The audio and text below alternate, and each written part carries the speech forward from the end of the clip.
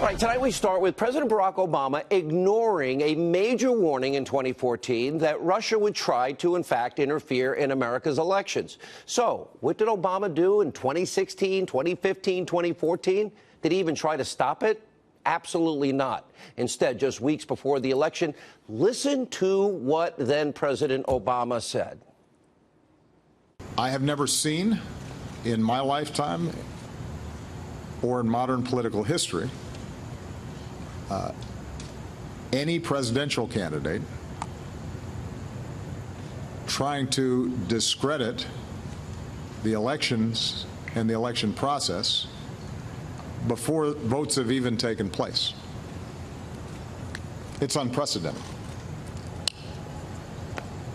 It happens to be based on no facts. There is no serious person out there who would suggest somehow that you could even rig America's elections.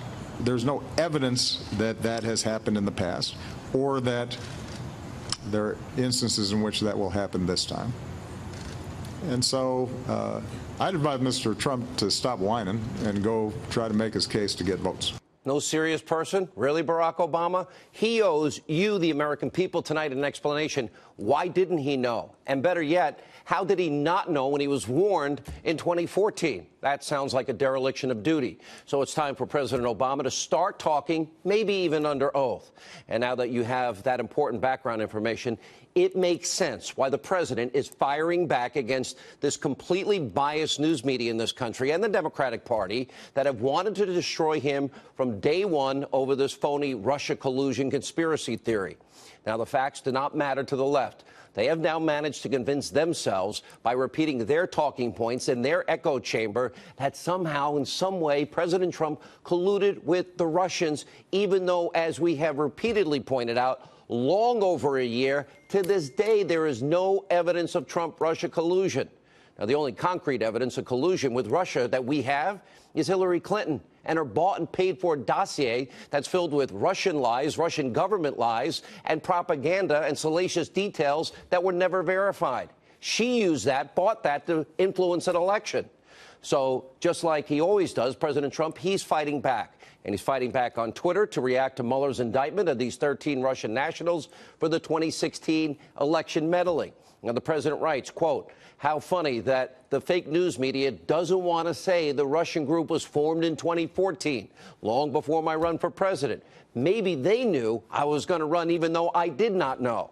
Robert Mueller's indictment clearly lays out that this Russian attempt to influence the election, it started in 2014 under Obama's watch, and he was warned, and he did nothing to stop it. In fact, by the way, go back to 2012 during a presidential debate. Remember Barack Obama mocking Mitt Romney for saying Russia still posed a very serious foreign policy threat. Mitt Romney was right. Obama was wrong. And, of course, the media ignored all the key facts and findings in the Mueller indictment. Now, you in the media, you corrupt people in the media, you need to listen closely, very closely, to what the Deputy Attorney General, Rod Rosenstein, said while announcing the charges on Friday. Pay very close attention. You may actually learn something. Now, there is no allegation in this indictment that any American was a knowing participant in this illegal activity. There is no allegation in the indictment that the charged conduct altered the outcome of the 2016 election. After the election, the defendants allegedly staged rallies to support the president-elect while simultaneously staging rallies to protest his election. For example, the defendants organized one rally to support the president-elect and another rally to oppose him, both in New York on the same day. Wait, did I just hear it? No Americans were wittingly involved in this Russian effort. Now, the main goal of Russia was to sow widespread political discord. And after the election, these Russian cyber trolls, what did they do? They were trying to undermine the president-elect, Donald Trump. They were organizing dueling Trump rallies in New York City and an anti-Trump rally in Charlotte, North Carolina. Instead of focusing what is actually in this Mueller indictment, what Rod Rosenstein said, that corrupt media of yours, they're trying to use it to further their fake news Russia conspiracy narrative. Take a look. We have the proof. And really the goal here was simple: damage Hillary Clinton and elect Donald Trump. And these Russians allegedly went to great lengths. He's found this incredible network of meddling, and now he has kind of a stronger basis on which to go and look at collusion, the emails. This didn't deal with the hacking of the emails, and the issue of obstruction of justice. What's going on here is establishing an underlying crime, and then anything else henceforth is going to be conspiracy to obstruct or to collude. There may well be information. There may well be lots of evidence that there was not only unwitting but witting assistance from the Trump campaign. I think that the president has continued to abdicate responsibility here about leading the country in response to an attack on the most core fundamental part of our democracy, our free and fair elections. He's the dumbest attorney on TV. What the destroyed Trump media also missed were key points and pieces of information about what is not in the Mueller indictment. It has nothing about Donald Trump colluding with the Russians. By the way, we still have zero evidence. I'm waiting. It says nothing about members of the Trump campaign colluding with the Russians. It says nothing about Donald Trump Jr. colluding with the Russians. It says nothing about the president obstructing justice. Liberal media, are you paying attention? Do you even care about the truth? Now, President Trump has been saying that fact over and over and over again. Take a look. There has been no collusion between the Trump campaign and Russians, or Trump and Russians. No collusion. But bottom line, they all say there's no collusion. And there is no collusion. There was absolutely no collusion. Everybody knows it. Let's put it this way. There is absolutely no collusion. That has been proven. There is absolutely no collusion. I didn't make a phone call to Russia. I have nothing to do with Russia. Everybody knows it. What has been shown is no collusion. No collusion. There's been absolutely no collusion. Now, the president also tweeted this weekend, quote, "I never said Russia did not meddle in the election. I said it may be Russia or China or another country or group, or it may be a 400-pound genius sitting in bed and playing with his computer. The Russian hoax was that the Trump campaign colluded with Russia, and it never did." And then he added, quote, "If it was the goal of Russia to create discord, disruption, chaos within the U.S., then with all the committee hearings, investigations, and party hatred, they have succeeded beyond their wildest dreams. They are laughing their asses off in Moscow. Get smart, America." Think about it. The president's right. For over a year, Russia has, in fact, been laughing at us. Democrats, the media, have been playing right into Putin's hands by creating chaos and political discord, just what they wanted. And frankly, it's working better than Russia could have ever dreamed of. Now, that is what this Russian effort was all about, causing chaos, political unrest in this country. Now, the Washington Examiner's Byron York, he'll join us later tonight. He is out with a great article, which is entitled "A Non-Alarmist Reading of the Mueller Russia Indictment." Now, in the piece, York makes some very key points, namely that Russians started all of this in 2014. Donald Trump wasn't running. The focus was on damaging Hillary Clinton. Remember, because everyone thought she was going to win. All of you in the media, you were laughing at the idea of Donald Trump running. Now, Byron York also cites figures from the Senate Intelligence Committee that in the key battleground states of Wisconsin, Michigan, Pennsylvania, the Russians only spent $3,000 on Facebook ads.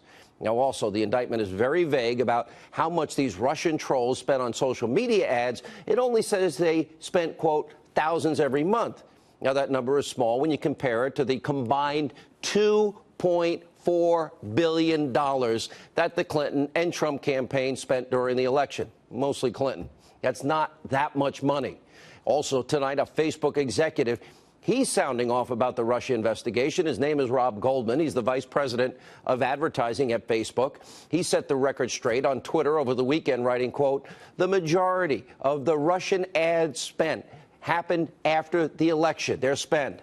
Now, we shared that fact, but very few outlets have covered it because it doesn't align with the main media narrative of Trump and the election. And he goes on, quote, "The main goal of the Russian propaganda and misinformation effort is to divide America by using our institutions like freedom of speech, social media against us. It has stoked fear and hatred amongst Americans. It is working incredibly well. We are quite divided as a nation. Even Facebook is throwing cold water on the media's fake news narrative about Mueller's indictment. Now, let's get back to Obama's failure to stop this Russian interference. Congressman Devin Nunes, back in 2014, he raised a red flag that, yes, Vladimir Putin needed to be watched closely. But Obama didn't seem to care. And even 2 weeks before the election, he's lecturing Trump. Stop whining. It could never happen here. Now, remember, as NBC News pointed out, Obama didn't do more to combat Russia. He thought Hillary was a shoo-in. Why interrupt this? And what's even more disturbing is that there were even earlier warning signs from Russia. We have been telling you on this program how Vladimir Putin had Russian operatives inside America, right here on our soil, and how they were involved in a sophisticated plot. It started in 2009. It had a main objective to get a foothold in America's uranium market. We actually had an FBI informant. We now know his name, Douglas Campbell. And we've been telling you about this guy. This guy now has testified before 3 congressional committees, and literally he was uncovering at the time in 2009 and 10 that Putin and his operatives were involved in bribery and kickbacks and money laundering and racketeering and extortion, all while corrupt Uranium One deal, that was all being approved 18 months later. He couldn't understand why they didn't take his intelligence. And that gave Russia, a hostile foreign actor, control of 20% of America's uranium? Who would be this stupid to do this? Well, apparently Obama and Hillary Clinton and Eric Holder, and then at the time, the FBI Director Robert Mueller. And by the way, Mueller, when are you going to answer questions about this? America already, we don't have enough uranium, the foundational material for nuclear weapons. Why would we give 20% to a hostile nation, Russia, and a hostile actor, Putin? It never made sense. It doesn't make sense. And here we are years later, and the media, the Democrats, they are shocked. They're just flabbergasted that Russia would ever even dare to try to influence our election, even though, as I just explained, they were easily able to be involved in bribery, extortion, kickbacks, money laundering, and secure 20% of America's uranium. Why would they stop? They already know we're being stupid. Plus, has the left forgotten what President Obama tried to do to Israel? Oh, influencing elections is wrong? Tell that to the Israeli Prime Minister, Benjamin Netanyahu, America's closest ally in the Middle East. Remember, the congressional investigation found that back in 2014, an Israeli political group used 300,000 taxpayer dollars, the Obama State Department, in a grant to create a political apparatus to try and defeat our closest ally in the Middle East, the Israeli Prime Minister Netanyahu. And it doesn't stop there. The U.S., if it's so wrong, we've been involved in influencing elections. That dates back to places like Italy, Iran, Guatemala, Chile, Nicaragua. And those are just a few examples. And take a look at what the former CIA director, James Woolsey, told Laura Ingraham about the U.S. and how we interfere in foreign elections. Take a look. Have we ever tried to meddle in other countries' elections? Oh, probably, but it was for the good of the system in order to avoid the communists from taking over. For example, in Europe, in 47, 48, 49, the Greeks and the Italians, we don't do that now, though? We don't mess around other people's elections, Joe? Only for a very good cause. Can you do that? Do a Vine video on a former CIA director. Only for a very good cause in the interests of democracy. Now, let me be clear. I'm not saying America should not be doing this. I do believe we ought to be doing this on a regular basis. I believe in intelligence. I believe in covert operations, plausible deniability. I believe in it all. Thank God we have good people in the CIA, the intelligence community, FBI, and others, military, that are doing this every day. But it's beyond naive to think that this wouldn't happen to us, especially given Russia's success with Uranium One back in 2009 and 10. And another, by the way, is, acting surprised by the Russian election meddling. All these people in the media, they're either flat out lying to you or they're just totally ignorant. You pick. Now, either the Obama administration was not prepared for Russia trying to interfere in our election, or his administration made a choice to ignore the threat, probably the latter. Probably because they thought Hillary was going to win. It's that simple. And that's why President Obama tonight, if you really care about this, owes you, the American people, an explanation. Now, also breaking at this hour, now that Robert Mueller has indicted the 13 Russian nationals, very serious legal questions are being raised about Hillary Clinton, about the DNC, about the law firm Perkins Coie, about Fusion GPS, and about that former British spy Christopher Steele. Now, think about this. Look at this headline from the website Law and Crime. Quote, does Mueller indictment mean Clinton campaign can be indicted for Christopher Steele? Wait a minute. Is there a double standard? The article makes some fascinating legal points. For example, Robert Mueller indicted the Russian trolls in part for failing to register as foreign agents and for not reporting their activities to the Federal Elections Commission. Okay, if that's the legal standard that Robert Mueller has set up, fine. Then the special counsel should also be looking into Hillary Clinton, the DNC, Fusion GPS, Perkins Coie, and Christopher Steele. And here's why. Steele is a foreign citizen, a former British spy. He was paid by Fusion GPS through that law firm, Perkins Coie, the law firm tied to the Clinton campaign and the DNC. We've not seen anything to suggest that Steele was a registered foreign agent, that he reported to the FCC that he was being compensated. Okay, if that's all true, given that information, well, that would mean that Fusion GPS, Perkins Coie, the DNC, the Clinton campaign, and Christopher Steele should all be in serious legal jeopardy. At a very minimum, Mueller should be investigating them. Or is there a double standard, Mr. Mueller? Now, there's already been a complaint filed with the FEC against the Clinton campaign and the DNC, accusing them of violating campaign finance laws for failing to disclose the up to $12 million that was shelled out to fund the dossier. And we know that the dossier was used to influence the election.